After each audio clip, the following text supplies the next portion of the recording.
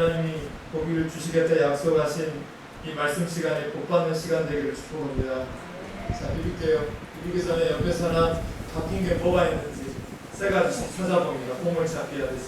자, 우리 영미경 대사님도 머리하셨고, 김배식 장로님도 머리하셨고, 경도 형제는 여전히 멋있고 너무 감사합니다.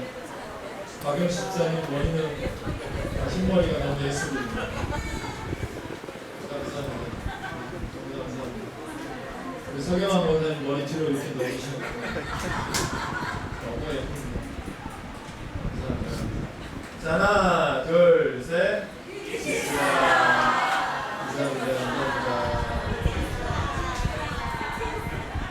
오늘도 크게 잘 되실 겁니다. 크게 잘 돼야 될 줄로 믿습니다. 예.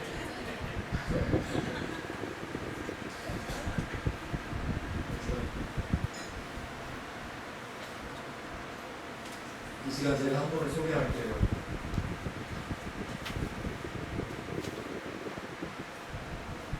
저기 보시는 분인데 저기서 나오신 분은 아니고요. 제 이야기 소리 들려면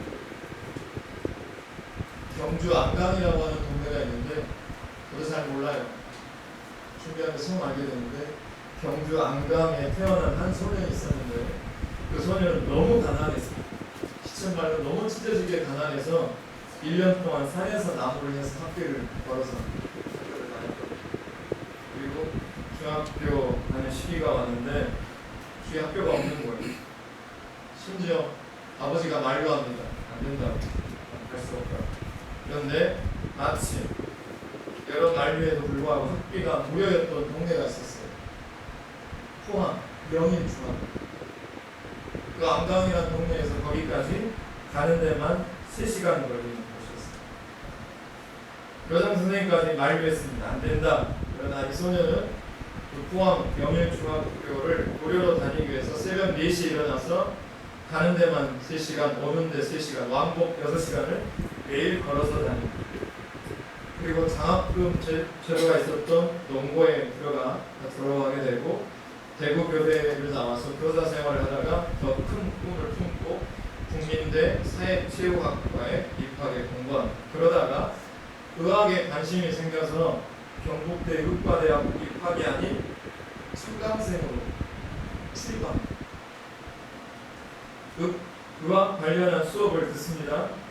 교사와 학생들이 이상한 친구라고, 도라이라고 면박을 주지만 전혀 아랑곳하지 않고 수업을 청강합니다.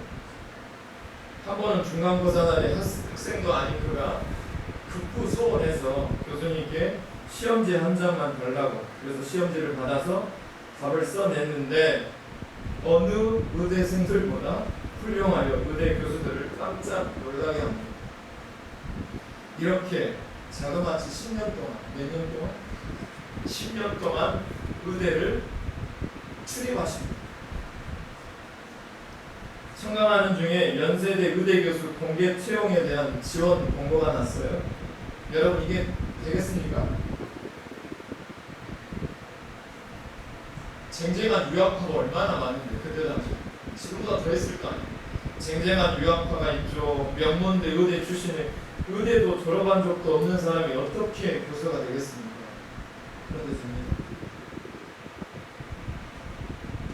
연세대 의대 교수팀이 다른 쟁쟁한 후보들을 다 제치고 의대를 전혀 졸업한 적도 없는 그를 교수로 채용하기로 결정합니다. 벌써 안 됩니다. 그의 이름은 바로 신바람 박사, 유명한 고 황수관 박사입니다. 그가 작고한 뒤에 그에 대한 여러 평가가 있으나 분명 그는 한계를 뛰어넘은 성도이자 용사였습니다. 우리가 영어로 지평선 혹은 수평선이라고 하는 영어 단어를 찾아봤더니 horizon이라고 하는 단어가 있습니다. horizon. 이 horizon이라고 하는 단어가 헬라어의 어원을 두고 있습니다. 그 헬라의 원어의 단어가 뭐가 있냐면 방금 따라서 해보세요. 호러스. 나 발음 되게 보이시다. 설교 내내 이 단어가 계속 들어가니까 잘 기억해 놓으세요. 다시 한번 호러스. 네. 호로스에서 나왔습니다. 호라이즌이라고 하는 이 수평선이라는 단어. 이 호로스의 뜻은 뭐냐면 제한, 한계라고 하는 뜻을 갖고 있습니다. 옛날 사람들은 수평선을 보면 거기가 인간이 볼 수 있는 시야의 한계를, 우리 인간의 능력이, 인간이 나아갈 수 있는 능력의 한계선으로 여겼던 것이 호라이즌이에요. 수평선. 여러분, 역사는 누가 만드냐면 이 호로스를 깬 사람이 만듭니다. 남들이 볼 때 넌 여기까지야, 당신은 여기까지야 라고 하는 호로스를 깬 사람, 그 사람이 바로 역사를 만드는 역군이 되고 우리 교회가 되는 것입니다. 그런 면에서 황수관 박사가 그 사람인 것 같습니다. 그는 시골 깡촌에서 자랐다라고 하는 호로스를 깼습니다. 우리 집안은 가난하다는 호로스를 깼고, 나는 좋은 학교를 나오지 못했다라고 하는 호로스를 깼고, 나는 졸업장도 학위도 없다라고 하는 호로스를 깨고 황수관 박사가 되는 것입니다. 오늘 우리 성도님들에게도요, 이 호로스가 있으실까요? 우리 성도님들에게도 호로스가 있어요. 주위에 둘러싸여 있고, 그리고 반드시 깨야 할 호로스들은 무엇일까요? 그 질문을 끌어안고 오늘 말씀을 듣자고요. 오늘 우리가 만나게 될 인물은요, 자신을 둘러싸고 있는 이 호로스에 막혀가지고 어떤 일에도 자신도 없어 하던 한 사람을 만나게 됩니다. 그 사람의 이름은 누구일까요? 기드온입니다. 오늘 본문을 보시면 여호와의 사자가 기드온을 신방합니다. 여호와의 사자가 기드온을 찾아가서 신방해요. 그리고 기드온에게 뭐라고 말씀을 선포하냐면, 오늘 본문을 다시 한번 읽어볼까요? 시작. 여호와의 사자가 기드온에게 나타나 이르되 큰 용사여, 여호와께서 너와 함께 뭐하시도다? 자, 여호와의 사자가 기드온을 뭐라고 부르는지 그 호칭 좀 보세요. 뭐라고 하고 있습니까? 제목처럼 큰 용사여라고 말합니다. 그런데 여러분, 상태가 좋을 때야 아멘이 나오죠. 내 상태가 좀 좋아야지 신방도 갖고 아멘 할 수 있는 거예요. 상태가 안 좋잖아요? 신방 받고 싶지도 않아요. 말씀이 설령 들린다 해도 아멘이 되겠어요? 근데 지금 기드온이 이 신방 말씀을 들을 때 기드온의 영 상태가 좋지 않았어요. 11절, 첫 번째 11절에 보면 여호와의 사자가 아비에셀 사람 요아스에게 속한 오브라에 이르러 상수리 남의 아래에 앉으니라. 마침 요아스의 아들 기드온이 누구에게? 미디안 사람에게 뭐하지 아니하려? 알리지 아니하려 밀을 포도주 틀에 타작하고 있다는 부분이 나와요. 여러분, 지금 기드온이 뭘 하고 있다고요?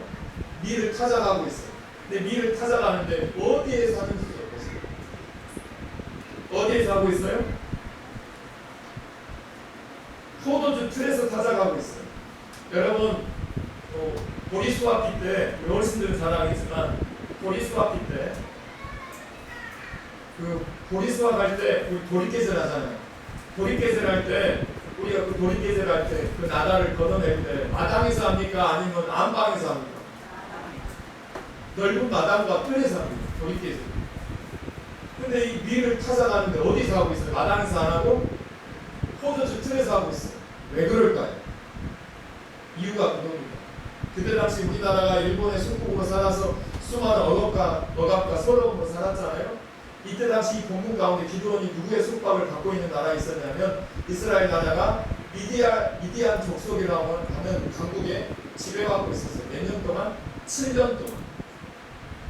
그래서 틈만 나면 이스라엘 백성들이 모압에 있는 곡간에 있는 모든 곡간을 일본 사람들이 우리나라 모든 곡식을 다 챙겨가는 것처럼 다 빼앗아 가는 거예요. 그래서 기드온은 그거를 빼앗기지 않기 위해서 지금 숨어서 지금 밀을 타작하고 있는 거예요. 자, 여기서 볼 수 있듯이 그는 지금 최소한 겁이 많습니다. 그리고 서러워하고 있는 상태입니다. 그 서럽고 소심한 상태예요. 두 번째 13절 보시면 여호와의 사자가 기드온에게 큰 용사여라고 말한 뒤에 기드온이 했던 첫 질문 좀 보세요. 13절에 보시면 기드온이 그에게 대답하되 오 나의 주여 여호와께서 우리 함께 계시면 어찌하여 이 모든 일이 우리에게 뭐한나이까? 일어났나이까? 이게 도대체 뭐냐 이 말이야. 그 다음에 그 후반절에 계속 보시면 우리가 애굽에서 올라오게 하신 것이 아니면 그 모든 이적이 어디 있습니까? 이제 여호와께서 우리를 모아사 버렸대요. 이게 뭔 말이에요? 무슨 말이냐면 당시 기드온의 감정이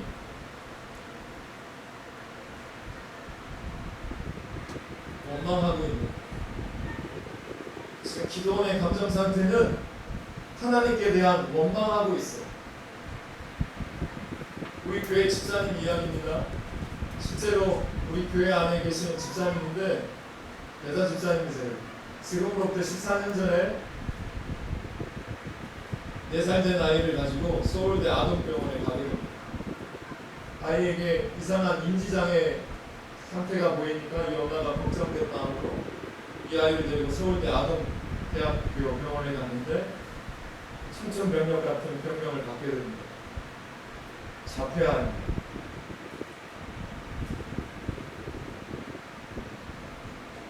앞길이 막막했습니다.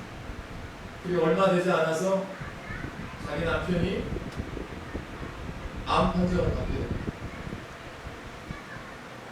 암을 판정을 받아서 그나마 다행히 이제 초기 암이어가지고 위암이어가지고 병원에서 수술을 받았는데 예후가 좋았습니다. 그런데 4년 뒤에 위암이 재발합니다. 그래서 그 와중에 이 여자 집사님은 4살 된 아이, 자폐 아이를 가슴에 안고 남편 병원, 아이 병원을 거쳐내고 왔다 갔다 하는 시간들을 오래 가졌습니다. 근데 더 놀라운 것은 이 여자 집사님 남편이 위암으로 재발돼서 돌아가신 게 아니라 갑자기 뇌출혈이 발생해서 오랫동안 병상에 누워있어 죽게 됩니다. 그 이후로 14년 동안 이 엄마는 자폐 아이를 데리고 혼자서 약 50만 원 돈 가지고 10여 년을 혼자서 챙겨서 지금까지 살아오고 계십니다. 어제도 19살 난 이 자폐한 남자아이가 키가 장성하니까 맨발로 돌아다니는 일상입니다. 어제는 그 집사님이 저에게 전화 왔습니다. 토요 중주자 새벽기도를 마치고 집에 갔는데 양복 덕채 걷기도 전에 집사님께 갑자기 전화 오고 계십니다. 목사님 우리 아이가 나갔어요. 맨발 벗고 나간 거예요. 그래서 그 집사님과 함께 시흥동, 독산동 넘어서 가산동 거기까지 경찰과 함께 1시간 동안 헤매고 다녔습니다. 그리고 이 아이가 가산동에서 경찰서에 신고를 받아서 데리고 왔습니다. 그 집사님은 지난주까지만 해도 자살하려고 자기 생명을 아파트 바깥으로 내놓을 생각을 가지고 계셨습니다. 지난주 생명을 던지고 싶어 했습니다. 그분은 매일같이 부르짖는답니다. 하나님, 너무나 힘들어요. 여자 몸으로 자폐 아이를 20살도 안 된 아이를 어떻게 내가 감당해낼까 두려워서 울 때가 한 번도 아니었다. 지난주 저와 같이 예배드리면서 너무 많이 우셨습니다. 그분은 10여 년 동안 하나님께 대한 원망하는 마음이 가득 차서 아이 때문에 못 죽는 상황이 오고 와도 못 되는 상황 속에서 생명을 달리하고 싶어 했다고 하십니다. 자, 기드온도 그렇습니다. 자기 민족이 미디안 족속에 의해서 이렇듯 고통을 받고 있는데 하나님은 도대체 뭘 하고 있느냐는 것이었습니다. 그 여자 집사님도 그런 마음이었어요. 도대체 하나님이 살아계시냐? 전혀 하나님이 살아계신 것 같지 않다라는 것이었습니다. 세 번째 기드온은 14절에서 여호와의 사자가 이렇게 말하죠. 너는 가서 너의 힘으로 이스라엘을 미디안의 손에서 구원하라. 내가 너를 보낸 것이 아니냐? 그러자 15절 기드온이 뭐라고 대답하는지 좀 보세요. 15절 같이 한번 읽어볼까요? 시작. 대답하되 오 주여 내가 무엇으로 이스라엘을 구원하리이까. 보소서 나의 집은 므낫세 중에 극히 약하고 나는 내 아버지 집에서 가장 작은 자이니. 자, 극히 약하고 가장 작은 자라고 표현하고 있어요. 가장이라고 표현하고 있어요. 당시 기드온은요 열등감이 많았습니다. 그리고 무엇보다도 삶의 의욕이 없었어요. 살고 싶지가 않았어요. 되는 일이 하나도 없었거든요. 네 번째 17절 기드온이 그에게 대답하되 만일 내가 주께 은혜를 얻었사오면 나와 말씀하시는 이가 주 대신은 뭘 내게 보이소서? 표징을 내게 보이소서. 이 표징을 보여달라고 할 때는 어떤 마음인 거예요? 못 믿겠다라는 거예요. 난 하나님 못 믿겠다. 내가 예수님을 지금까지 믿어봤지만 못 믿겠다. 이제 표징을 보여달라는 거예요. 나 같은 사람들을 큰 용사라고 부르신 하나님을 난 믿지 못하겠다라는 것입니다. 자, 이 사람이 바로 기드온입니다. 자기 자신도 믿지 못하고 남이 나에 대해 하는 말도 믿지 못하겠고 더 나아가서 하나님께서 내게 대해 하신 말씀도 믿지 못하겠어요. 교회 안에도요 서로 믿지를 못해요. 어제 그 목사로 말미암아 그 성도로 말미암아 목사는 성도를 못 믿고 성도는 그 목사님 때문에 목사님을 또 못 믿고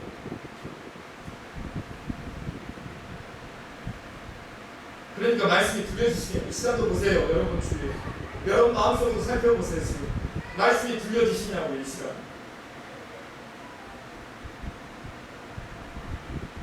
사방팔방 기드온 주위를 둘러싸고 있는 이 호로스들이 보여주세요.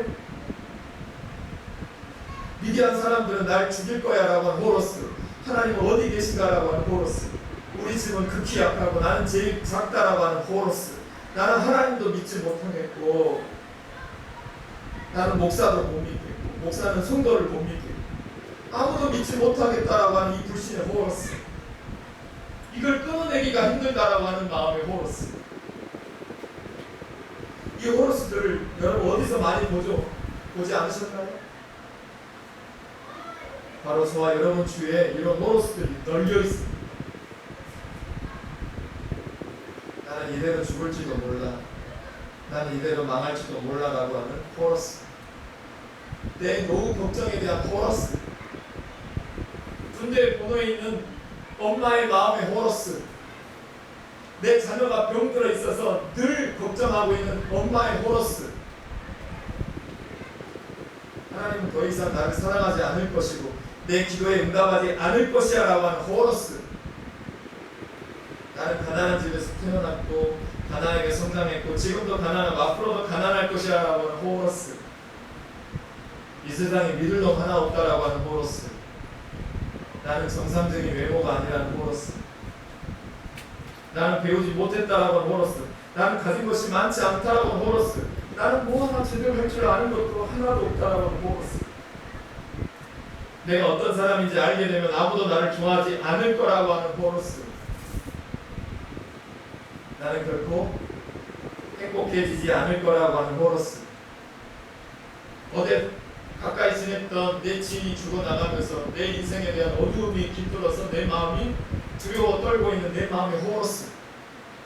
이 호로스들이 우리 주위에 너무나 많이 있습니다. 우리는 대개 이런 경우에 과거에 일어났던 어떤 사건이나 경험을 기반으로 현재의 나를 판단하거나 그 사람을 판단하고 결정하는 경향이 있습니다. 이게 자라보고 놀란 것은 그 사람이 그랬으니까 당신도 그러겠지. 곤돌매기 신세 같은 이 신세. 그러나 우리 하나님은 우리를 판단할 때 절대로 우리의 과거를 기반으로 우리를 판단하지 않으신다는 것을 기억하시길 축복합니다. 우리 하나님은요, 영광교회 하나님은 최소한 항상 우리의 미래를 보시고 장차 우리가 되어질 모습을 보시고 오늘의 나를 평가해 주신다는 사실을 기억하시길 축복합니다. 그렇다면 이게 궁금해져야 돼요. 그렇다면 과연 기도는 큰 역사가 되었을까요? 사사기 7장으로 가면 기드온이 어떻게 13만 5천 명이라고 하는 미디안 대군을 물리칠 수 있었는지가 아주 상세하게 디테일하게 나옵니다. 우리 영광께 이야기가 되어졌으면 좋겠어요. 그 마음으로 들어보세요. 기드온이 미디안과 전쟁을 벌이기 위해서 나팔을 불어 군사를 모집했을 때 이에 반응해서 모인 자가 몇 명이었을까요? 3만 2천 명이었습니다. 몇 명이라고요? 3만 2천 명. 놀랄 일이 아니고 더 놀랄 일을 말씀드립니다. 그런데 이 미디안의 군사는 이스라엘 백성들은 3만 2천 명이었는데 미디안 군사는 전쟁하려고 모인 숫자가 몇 명인지 아세요? 13만 5천 명입니다. 김병장 원사 이때 놀라셔야 돼요. 벌써 놀라셨어요.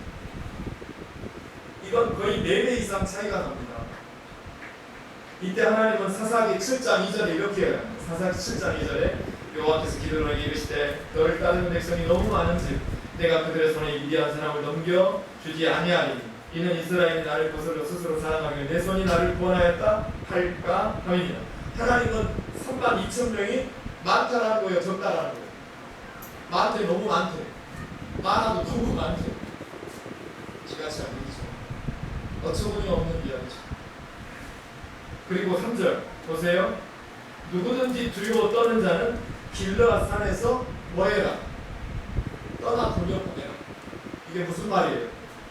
두려운 사람들은 다 떠나라고 합니다. 자, 왜일까요? 자, 여기 보세요. 왜일까요? 아주 중요한 교회에게, 우리 교회에게도 주는 교훈이 있습니다. 왜 두려운 사람들은 다 떠나라고 말씀하십니까? 왜냐하면 두려움은 전염성이 있습니다. 아내가 엄마가 두려워하기 시작하면 자녀들이 두려워하는 게 전염됩니다. 남편이 두려워 떨고 있는 모습을 아내가 보게 되면 전염됩니다. 두려움은 전염성이 엄청 강합니다. 한 사람이 두려워하면 또 다른 사람을 두렵게 합니다. 하나님은 숫자가 몇 명이든 되든 두려움이라는 악성 종양을 반드시 제거되어야 한다라고 말씀하고 있는 것입니다. 그래서 2만 2천 명이 떠납니다. 그래서 몇 명이 남을까요? 10,000명이 남습니다. 13만 5천 명 대 1만 명. 이제 몇 배 차이가 됩니까? 거의 13배 차이가 납니다. 더 멀어집니다. 이때 하나님의 발언을 보세요. 4절 볼까요? 4절에 보면 여호와께서 또 기드온에게 이르시되 백성이 아직도 많아요. 아직도 많대요. 그래서 하나님은 그들에게 시험을 치십니다. 시험을 주세요. 오히려 시험을 줘버려요. 일반의 군사를 데리고 물가로 다 데려갑니다. 그리고 그래서 물을 마시우게 하는데 이때 뭘 꿇고 무릎을 꿇고 입을 그대로 강가에 대고 벌컥벌컥 마시는 분은 탈락. 그리고 상체를 세우고 손으로 물을 떠서 입으로 물을 마시는 사람은 합격. 자, 이게 뭘 말할 거예요? 무슨 차이냐면 바로 전쟁할 때는 뭐가 중요하냐면 따라서 해보세요. 경계. 사주 경계가 아주 중요해요. 우리는 다 영적 전쟁을 치르는 찬송가 불렀지만 우리 다 군사입니다. 언제 적이 침범할 줄 모르니까 늘 주도면밀하게 사주 경계를 지켜야 되는 군사들인 거예요. 고개를 숙이지 않고 손으로 물을 떠서 마셨다라는 것은 그만큼 방어 자세가 잘 되어 있다라는 것이며 지금 자기가 전쟁 중이라는 사실을 잊지 않았던 것입니다. 저도 전쟁을 치르고 있지만 우리 성도님 중에도 전쟁을 치르고 있는 분들이 되게 많아요. 고개를 숙이고 벌컥벌컥 마신 사람들은 어떻습니까? 지금 자기가 전쟁 중인 것을 까마득하게 잊어버리고 자기 앞에 있는 물만 마시기에 급급했어요. 하나님은 이 사람들도 다 빼라고 합니다. 그래서 남은 숫자가 몇 명이에요? 3명 아닙니다. 300명입니다. 그런데 기드온은 300명의 군사들과 함께 이해할 수 없는 하나님의 말씀이지만 그 말씀을 통과하여 출전하게 됩니다. 오직 나팔과 항아리 그리고 횃불이라고 하는 이상한 하나님의 말씀에 무기를 가지고 들고 야간에 미디안 진을 급습하게 됩니다. 그러자 미디안 군사들이 어떻게 되는지 한번 볼까요? 사사기 7장 21절 같이 읽어보겠습니다. 각기 제자리에 서서 그 진영의 에호삼에 그 온 진영의 군사들이 뛰고 부르짖음에 노하여 미디안 족속 사람들이 당황하고 정신이 없었던지 자기네들끼리 서로 칼을 들이밀고 자멸하게 됩니다. 그리고 도망하는 미디안 군사들에 대해서 미리 태강로를 차단하고 그들을 거기서 다 죽여버리게 됩니다. 기드온의 군사는 300명 뿐이었지만 기드온은 이스라엘을 지난 7년 동안 짓밟아왔던 미디안 대군을 침몰하게 하신 것이 하나님의 역사인 줄로 믿습니다. 여러분 어떠세요?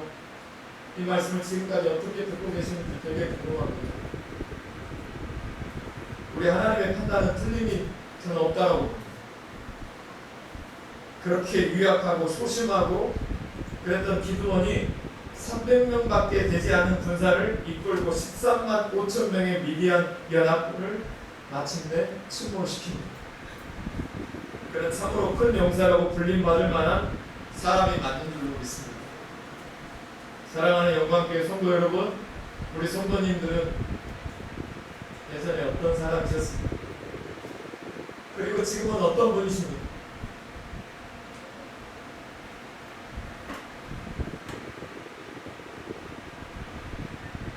저는 제가 생각하는 제가 아닙니다. 나는 다른 사람이 말하는 저도 더더욱 아닙니다. 나는 누구냐면 나는 하나님께서 내게 말씀하시는 그 사람이 바로 나인 줄로 믿습니다. 다시 말씀드려요. 저는 하나님께서 내게 말씀하시는 그 사람이 바로 저입니다. 마찬가지로 여러분도 여러분 스스로가 나를 뭐라고 부르든지 간에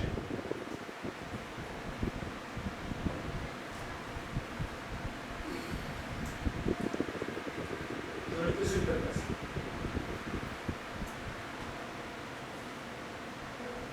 나는 나를 뭐라고 부르든지 간에 또 남이 나를 뭐라고 부르든지 간에 우리 하나님께서 나를 보시고 너는 큰 용사야 라고 말씀하신다면 성도 여러분, 우리는 큰 용사인 줄 믿으실 수 있기를 바랍니다. 여러분 치앙마이가 어디인지 아십니까? 저는 안 가봐서 모르겠습니다. 베트남에 아니라 태국으로 알고 있는데 베트남입니까? 태국이 맞습니까? 왜 그렇게 확실해요? 아 그러십니까? 저는 안 다녀봐서 잘 몰라서.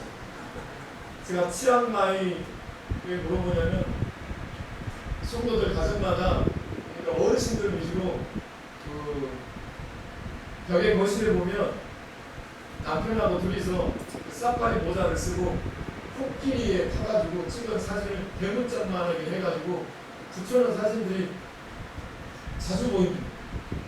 이게 치앙마이 가면 그 태국에 코끼리 투어가 있다라고 저는 안 가보았지만 사진으로 많이 봤습니다. 네, 여러분 그거 아세요? 거기에 있는 그 태국에 있는 치앙마이 코끼리 투어를 시키는 그 훈련사들이 코끼리를 훈련시키는 방법이 있답니다. 일반적으로 코끼리의 무게가 3톤에서 5톤 정도 나가는데 많이 나갈 때는 그냥 8톤까지 나가는데 이 덩치 큰 코끼리를 조련사들이 어떻게 사용하는지 아세요? 어떻게 훈련시키냐면 처음 이 코끼리를 잡아오면 그때는 아기 코끼리겠죠. 이 아기 코끼리 발목에 쇠사슬을 채우고는 그것을 땅속 깊이 박아놓는다고 합니다. 그러면 아직은 아기 코끼리가 힘이 약하니까 아무리 애를 써도 이 대모를 빼기가 쉽지 않단 말이죠. 그러면 나중에는 잡고자기하게 된답니다. 점점 더 자라서 덩치가 커지고 힘이 세지고 이제는 얼마든지 맘만 먹으면 대못을 쉽게 뺄 수 있을 정도의 힘이 생겼음에도 불구하고 코끼리는 어떻게 생각하느냐? 나는 절대로 저 대못을 당해낼 수 없어. 저 대못은 나보다 강해. 나는 결코 대못으로부터 자유로울 수 없어라고 생각하고 거기에 순응해 버린다고 합니다. 사랑하는 성도 여러분, 혹시 이 코끼리처럼 내 자신에 대해서 이미 부정적인 결론을 내리고 계시지는 않습니까? 여러분, 오늘의 내가 아니고 어제의 나는 더더욱 내가 아닙니다. 오직 하나님께서 내 미래를 두고 하시는 말씀이 가장 정확한 나인 줄로 믿습니다. 하나님 오늘 우리에게 뭐라고 말씀하시냐면, 너는 그 용사가 될 것이다. 너는 나의 큰 방석이 될 것이다. 내가 너를 나의 영광된 자, 나의 영광을 위하여 창조한 자가 너인 줄로 믿어라 라고 말씀하신 것을 믿으시기 바랍니다. 여러분, 왕같은 제사장이고 하나님의 소유된 자인 것을 믿으셨으면 좋겠어요. 하나님 말씀 안에서 나를 발견할 수 있기를 간절히 바랍니다. 우리는 큰 용사가 될 줄로 믿습니다. 우리는 오늘보다 더 나아질 줄로 믿습니다. 우리는 점점 더 잘 될 것을 믿습니다. 우리 옆에 사람 보고 당신은 크게 잘 될 것입니다. 시작. 당신은 큰 용사이십니다. 시작.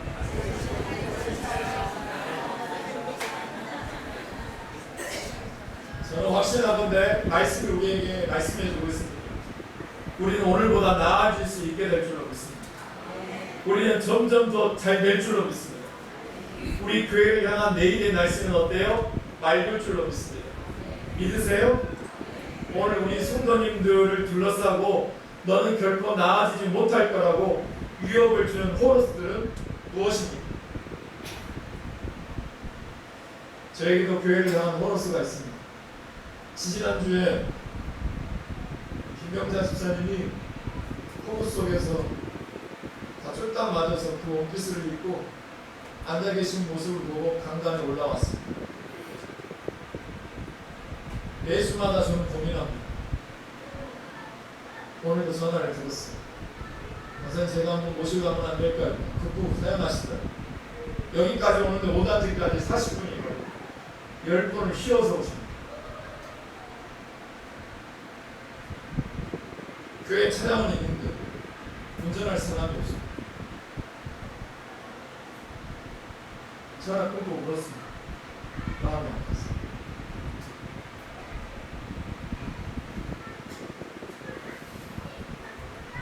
우리 교회에 위협을 주는 많은 호러스들이 있습니다.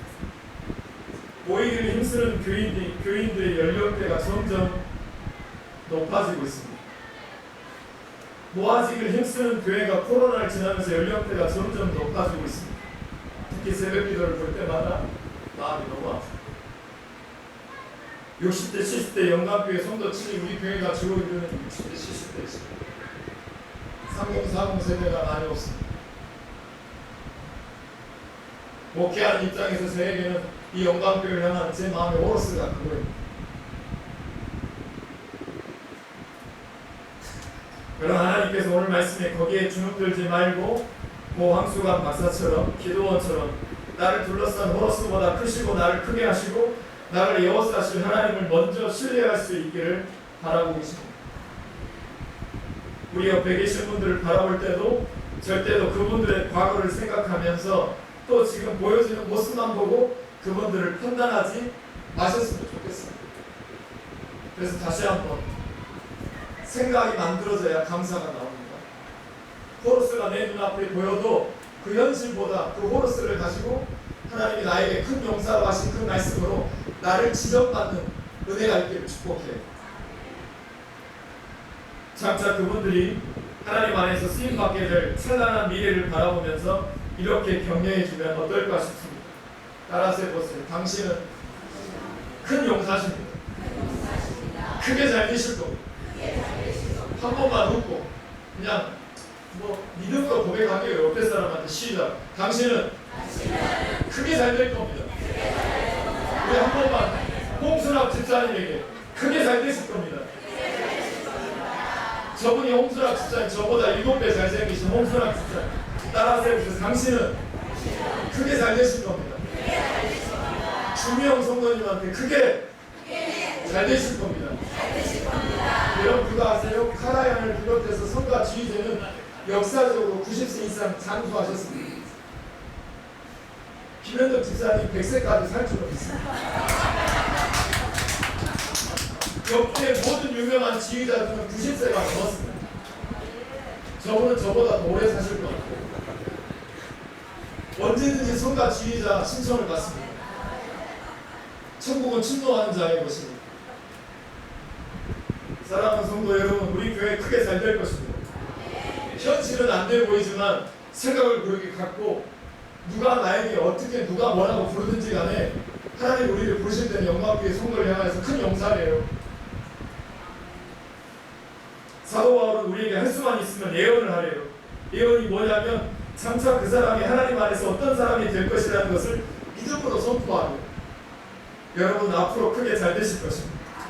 왜냐하면 하나님께서 우리 영광교회와 함께 하시기 때문에 그렇습니다. 믿으십니까? 우리 교회는 두려워하지 않는 것으로 멈추면 안 됩니다. 지난주 말씀대로 뭐 해야 되냐면 용기를 가져야 됩니다. 그런데 그 용기는 바로 완전하신 하나님의 말씀에서 나오는 것을 기억하시길 축복합니다. 우리 이 찬양 하나님 앞에 같이 나아가면서 불러볼게요. 가사 한번 읽어봐드리면 우린 주는 완전합니다. 주여 우리는 연약합니다. 우리는 오늘을 힘겨워합니다. 주 뜻을 이루며 살기에 부족합니다. 우리는 연약합니다. 주여 우리 넘어집니다. 오늘 하루도 또 실수합니다. 주의 긍휼을 구하는 죄인입니다. 우린 주만 바라봅니다. 이 찬양 같이 하나님 앞에 나아가겠습니다.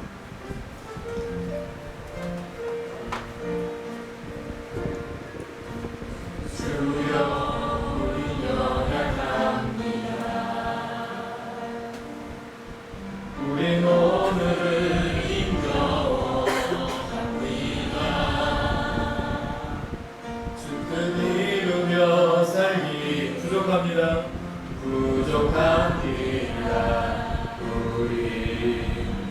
우린 연약한. 다시 한번 고백할게요. 주여 우린 연약합니다. 주여 우린 연약합니다. 우린 오늘 힘겨워합니다. 주 뜻 이루며 살기에 부족합니다. 우린 연약합니다. 주여 우린 넘어집니다. 주여 우린 넘어집니다. 오늘 하루도 실수합니다. 아멘. 주의 긍휼을 구하는 죄인입니다. 우리 주만 바라봅니다. 한없는 주님의 은혜, 한없는 주님의 은혜, 온 세상 위에 넘칩니다.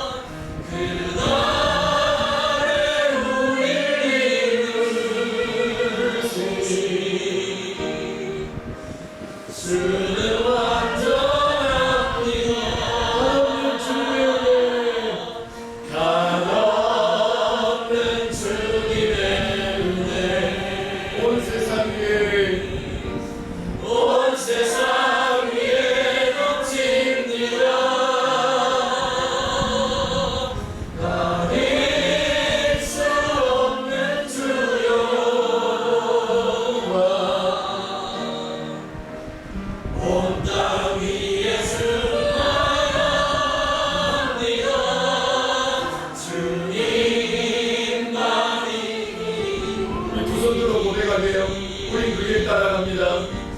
우린 그 길 따라갑니다.